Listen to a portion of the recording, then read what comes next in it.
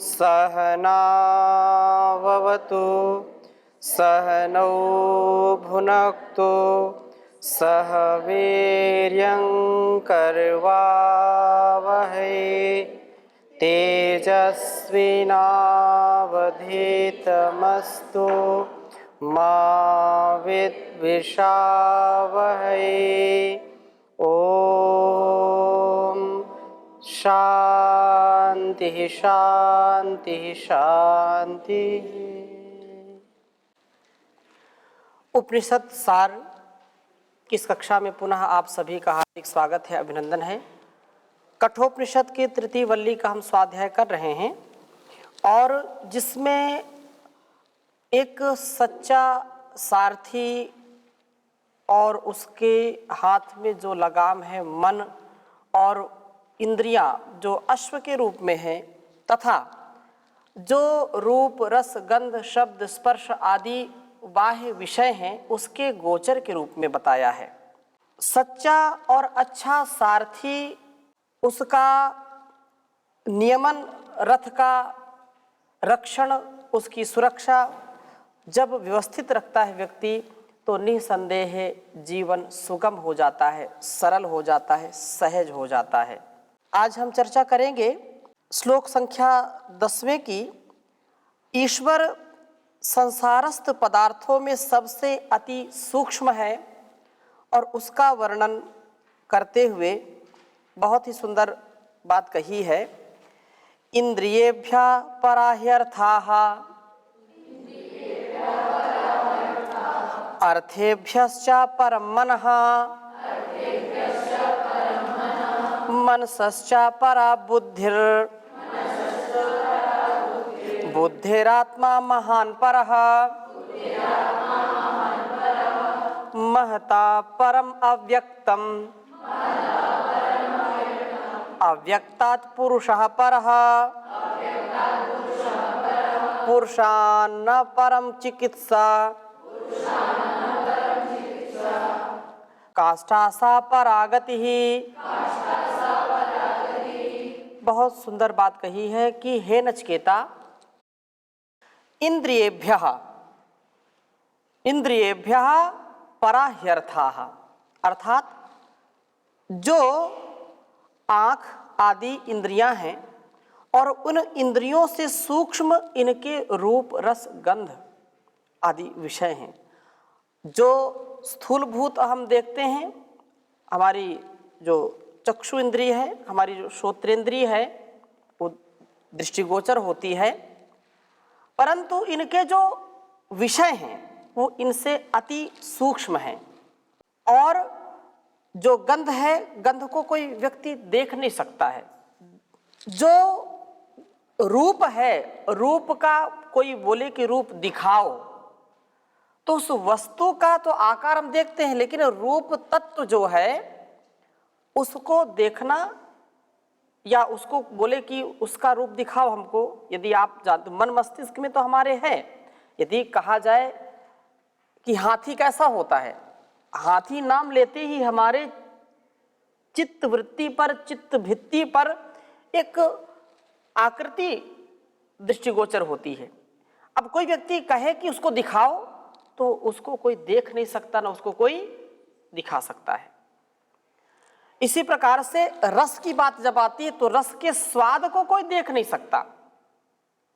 रस कैसा रस है? खट्टा है, मीठा है, चरपरा है, तीखा है, कसैला है, नाम तो ले लिया और हम समझ भी जाते हैं कि खट्टा क्या है, मीठा क्या है। लेकिन यदि कोई ये कहे कि इसको दिखाओ, कोई दिखा नहीं सकता है कि खट्टा ऐसा होता है, मीठा ऐसा होता है, नमकीन ऐसा होता है। ये अनुभव का विषय है। इसी प्रकार से अर्थेभ्यः, इन विषयों से सूक्ष्म मन है और मन से भी सूक्ष्म बुद्धि है। बुद्धेः आत्मा महान् परः, अर्थात बुद्धि से भी सूक्ष्म महतत्व है। आत्मा से यहाँ महतत्व का ग्रहण है, क्योंकि महतत्व से ही अहंकार आदि विकृति को प्राप्त होते हैं। महता परम अव्यक्तम, महतत्व से सूक्ष्म कारण रूप अव्यक्त प्रकृति है और प्रकृति से भी सूक्ष्म जीवात्मा, जीवात्मा से भी परमात्मा, जो सबसे सूक्ष्म है वह पुरुषात् न परम किंचित अस्ति। उस ईश्वर से सूक्ष्म अन्य कोई पदार्थ नहीं। सा काष्ठा वह अंतिम है जिसको मानव ने इस संसार के पदार्थों से प्राप्त करना है, क्योंकि मनुष्य के लिए भोग और अपवर्ग का संपादन उस ईश्वर ने किया है। हमारा यह लक्ष्य होना चाहिए और जीवन में जो लक्ष्य का निर्धारण करके जीवन को जीते हैं वास्तव में वही सच्चे और अच्छे साधक होते, उन्हीं का विवेक जागृत होता है और सच्चे अर्थों में मानव कहलाने के योग्य हैं। जो इस जीवन यात्रा को जी रहे हैं और जिनके जीवन में यही नहीं पता हम क्या कर रहे हैं, क्यों कर रहे हैं, क्यों पढ़ रहे हैं, क्यों नहीं पढ़ रहे हैं, आचरण में जिनकी ये बात नहीं घटित होती है, उनका पढ़ना, उनका लिखना, उनका जीवन जीना व्यर्थ है। ये केवल बातें हैं, केवल चर्चा परिचर्चा है, केवल सूचनाओं का ग्रहण करना है। जिनके जीवन में आचरण और जिनके जीवन में यह बोध नहीं है कि वास्तव में जीवन की यथार्थता क्या है, वे इस जीवन को एक पशु पक्षियों के जैसा जीवन जीते। फिर भी पशु पक्षी बहुत अच्छे होते हैं। इसलिए हमको यह बिल्कुल तत्व ज्ञान जो है, प्रकृति, पुरुष और परमात्मा, आत्मा, परमात्मा और प्रकृति, इन पर पूरा नियंत्रण और पूरा विचार हमको करना चाहिए यदि जीवन को वास्तव में जी रहे हैं हम। इससे बढ़कर के जो भोग और अपवर्ग है, जो प्रेय और श्रेय है, जो अभ्युदय और निश्रेयस है, इसके विषय में हम अवश्य विचार करें। तो यहाँ पर यही रहस्य बताया है कि जब तक मनुष्य सूक्ष्म से सूक्ष्मतर और सूक्ष्मतम की ओर नहीं बढ़ेगा, एक स्थूल, स्थूलतर, स्थूलतम, सूक्ष्म, सूक्ष्मतर और सूक्ष्मतम, अत्यंत जो महनीय है, अत्यंत जो कमनीय है, जो कामना के योग्य है, जो उपासना के योग्य है, वासनाओं को जो पराभूत करने वाला तत्व है, उसको अवश्य जानना चाहिए। इंद्रियों को उन विषयों से हटा करके मन और मन से बुद्धि, बुद्धि से आत्मा की ओर हमारा जो गमन है, जो यात्रा होनी चाहिए और आत्मा को परमात्मा के साथ व्यक्ति जोड़े। यदि नहीं जोड़ेगा तब तक वह ब्रह्म का साक्षात्कार नहीं कर सकता है। संसार के विषय सब छूट जाते हैं, क्योंकि उस आनंद के आगे ये सभी क्षणिक सुख हैं, नीरस हैं, अरुचिकर हैं, अस्थाई हैं, अनित्य हैं। नित्य तो एक ही है जो शाश्वत है, जो शुद्ध है, बुद्ध है। और इसी प्रकार से और आगे चर्चा कर रहे हैं। एषा सर्वभूतेषु गूढ़ात्मा न प्रकाशते दृश्यते त्वग्र्या बुद्ध्या सूक्ष्म्या सूक्ष्मदर्शिभिः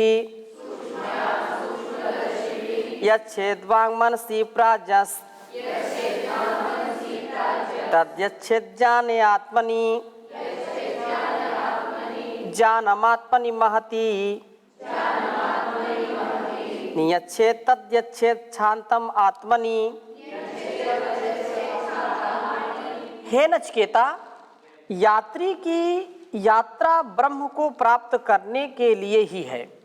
यात्री की यात्रा क्या है? ब्रह्म को प्राप्त करने के लिए सारा जो संसार का व्यापार है, इस सारे संसार के व्यापार में यह बात बिल्कुल हमको दृढ़ता से सुनिश्चित कर लेनी चाहिए कि जो भी संसाधन मिले हुए हैं उस परमात्मा की ओर जाने के लिए मिले हुए हैं, उस परमात्मा की प्राप्ति के लिए मिले हैं।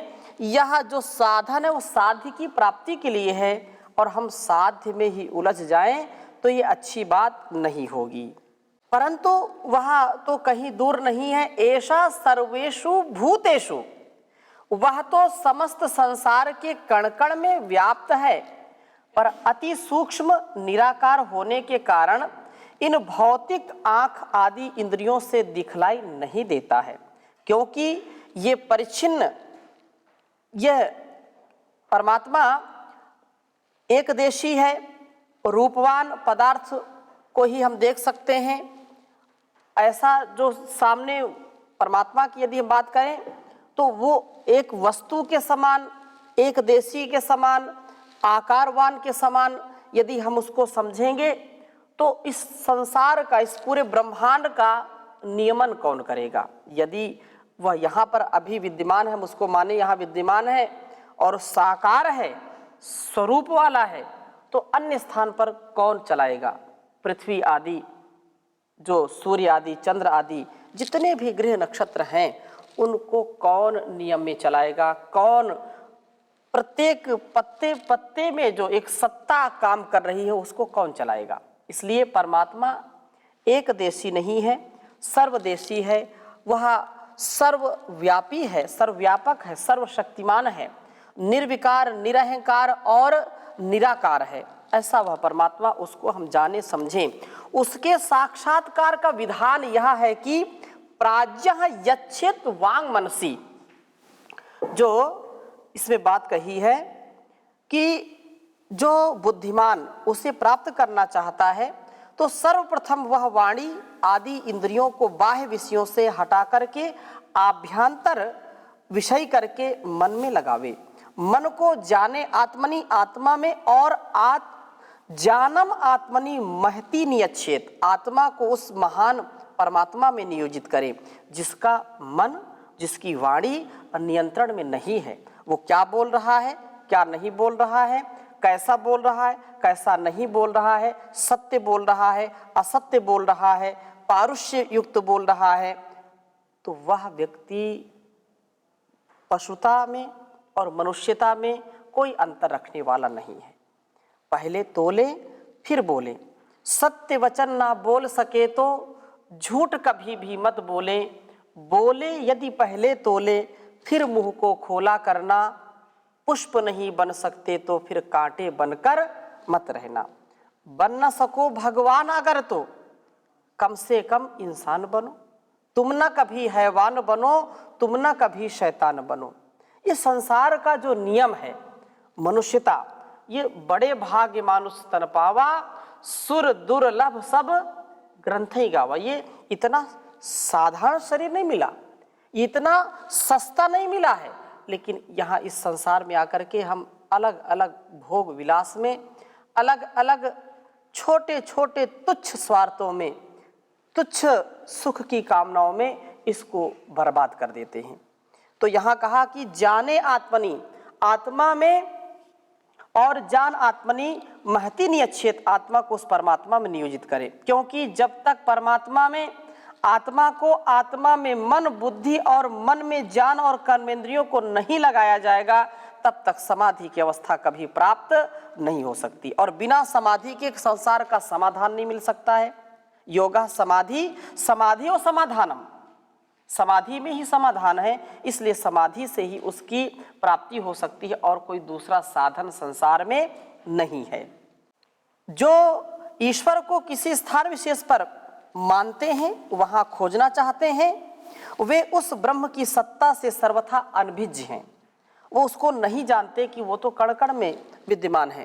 कण कण में जो रमा है, हर दिल में है समाया, उसकी उपासना ही, उसकी उपासना ही कर्तव्य है बताया।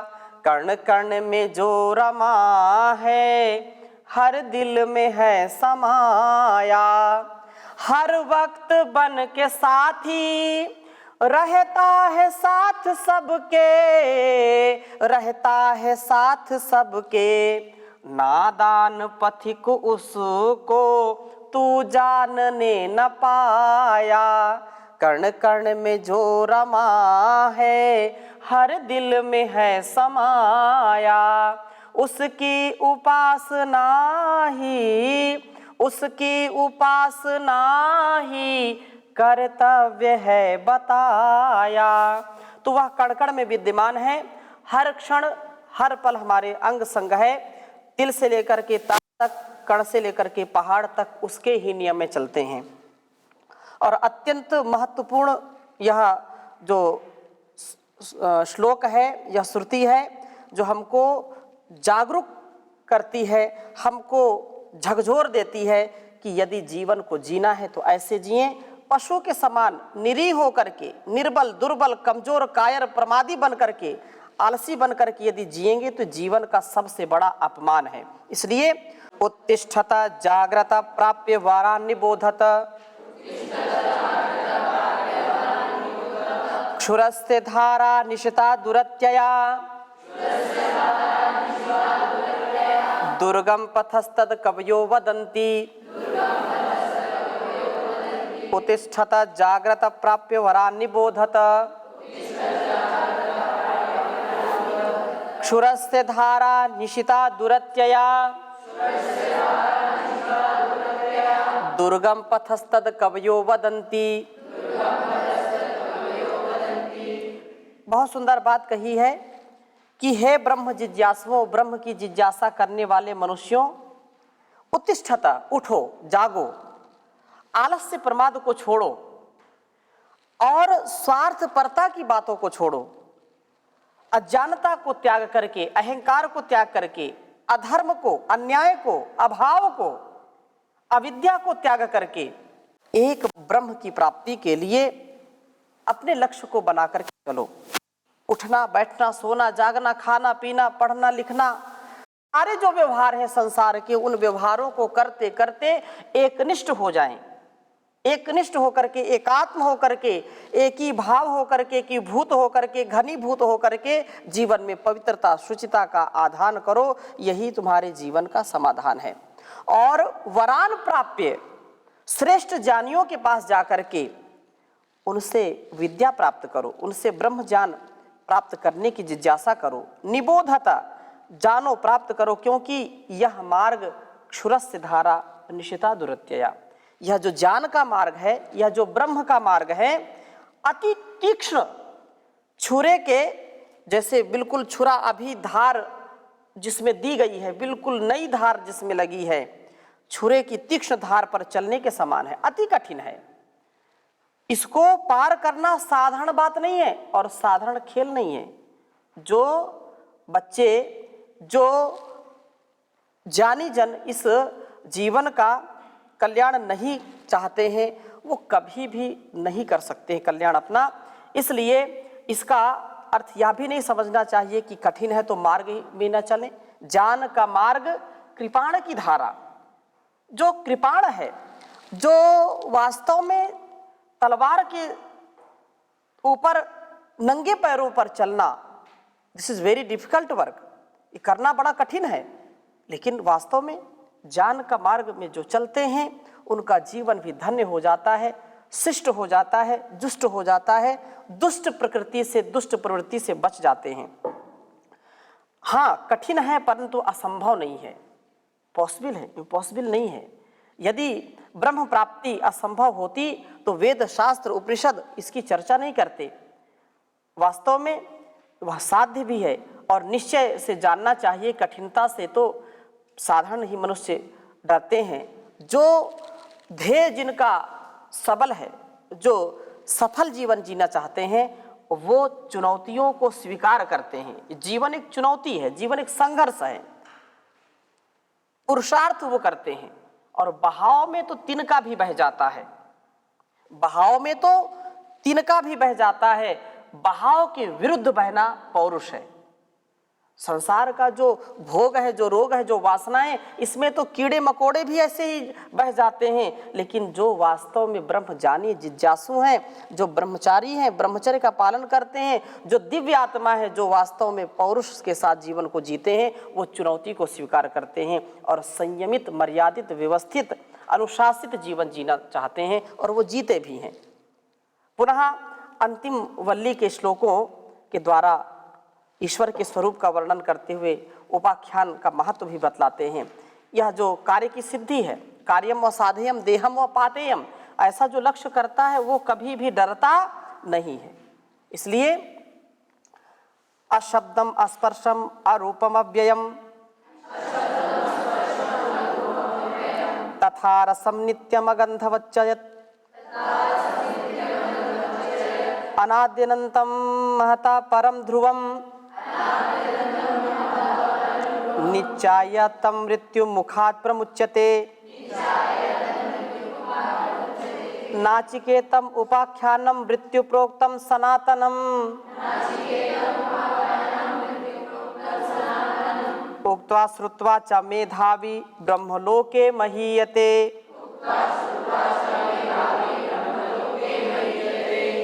हे नचिकेता, वह ब्रह्म अशब्दम अस्पर्शम, वह ब्रह्म इतना सूक्ष्म है कि जिस सूक्ष्म आकाश का गुण शब्द है उससे भी बतलाया नहीं जा सकता।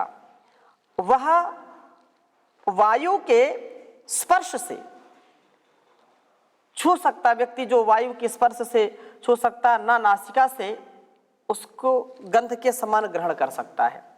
जो हम इस संसार में भौतिक पदार्थों का अनुभव करते हैं, जिसको देख नहीं पाते तथापि उसका अनुभव कर पाते हैं, जैसे नासिका से गंध को हम सूंघते हैं लेकिन उसको दिखा नहीं सकते। वायु को स्पर्श से समझते हैं कि वायु प्रवाहित हो रही, बह रही है वायु, लेकिन उसको देख नहीं सकते। भूख को अनुभव कर सकते हैं लेकिन देख और दिखा नहीं सकते। पीड़ा को अनुभव कर सकते हैं लेकिन देख और दिखा नहीं सकते। जिन वस्तुओं को हम देख नहीं सकते, दिखा नहीं सकते, तथापि उनका अनुभव तो करते हैं, उनकी सत्ता, उनकी व्यवस्था का हम अनुभव कर पाते हैं। परंतु यदि हम उस ब्रह्म के विषय में ऐसा ही कहें कि अशब्दम स्पर्शम अरूपम, तो इतना सूक्ष्म है कि इन जो सूक्ष्म चीजों की गणना यहां पर की है उससे भी वो कहीं ज्यादा सूक्ष्म है, जिसे आंखों से देखा जा सकता है, अर्थात अग्नि के समान जो रूप वाला है, जिसे हम आंखों से देखते हैं लेकिन परमात्मा को देख नहीं सकते। अर्थात इन सबसे भी सूक्ष्म है, वह अनादि अनंत और सबसे महान है, सदा एक रस रहने वाला ध्रुव है। इस प्रकार के विशेष को जान जो लेता है वही मृत्यु के मुख से बच जाता है। मृत्यु मुखात प्रमुच्यते, अर्थात मृत्यु के मुख से वह निकल जाता है। और क्योंकि अविद्या के कारण प्रकृति और शरीर के धर्मों को अपना समझने वाला कि मैं शरीर हूं, वही मृत्यु के मुख में जाता है, अर्थात उसी का विनाश होता है। जो आत्मा के अजर अमर आदि स्वभाव को जानता है वह मृत्यु से नहीं डरता, क्योंकि जातस ही ध्रुव मृत्यु, जिसका जन्म है उसकी मृत्यु भी है। नैनम चिंदन्ति शस्त्राणि नैनम दहति पावकः न चक्लेदन्ति आपो न शोषयति मारुतः। इसको किसी भी प्रकार से काटा छाटा जा नहीं सकता, इसको जलाया नहीं जा सकता, इसको गीला नहीं किया जा सकता, इसको सुखाया नहीं जा सकता। ये जो आत्म तत्व है यह अजर है, अमर है। तो हम उसकी महिमा का, उसकी जो सत्ता, उसकी जो व्यवस्था है उसको इदम इत्थम ऐसा ही है हम कह नहीं सकते, हम उसको संपूर्णता से जान नहीं सकते, इतना वो महान भगवान है। और इस प्रकार से जो व्यक्ति उसको समझने का, जानने का प्रयत्न करता है वह मृत्यु के मुख से बच जाता है। तो इस प्रकार व्यक्ति इस नचिकेता के उपाख्यान को ठीक ठीक समझ लेगा, जो व्यक्ति उसका आचरण करेगा। अब उपाख्यान के विषय में चर्चा है कि ये जो कथानक है, ये जो उपाख्यान बताया है यमाचार्य का नचिकेता का, इसको जो अच्छी प्रकार से अक्षरशः जान लेगा, समझ लेगा और जीवन में उतारने का प्रयत्न करेगा, वही इससे कुछ लाभ ले सकेगा। तो इसके महत्व को समझना, आचरण में लाना, जानी बुद्धिमान ब्रह्मलोके महीयते, ऐसा उक्त्वा श्रुत्वा जो इसको कहता है और सुनता है, और कह करके सुन करके अपने जीवन में उसको उतारता है, वास्तव में वही उसको प्राप्त करता है ब्रह्मलोक के महीते। और अंतिम में क्या कहा, इयम इमं परमं गुह्यं श्रावयेत ब्रह्म संसदि प्रयतः श्राद्ध काले वा तदन्त्याय कल्पते तदन्त्याय कल्पते।